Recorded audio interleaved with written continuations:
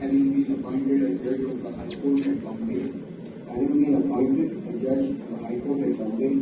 do swear in the name of God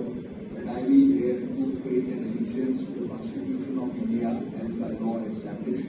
that I will bear true faith and allegiance to the Constitution of India as by law established, that I will uphold the sovereignty and integrity of India, that I will uphold the sovereignty and integrity of India, that I will duly and faithfully and to the best of my ability, knowledge and judgment perform the duties of my office without fear or favor, affection or evil. that I will duly and faithfully and to the best of my ability, knowledge and judgment perform the duties of my office without fear or favor, affection or evil, And that I will uphold the Constitution and the laws. and that I will uphold the Constitution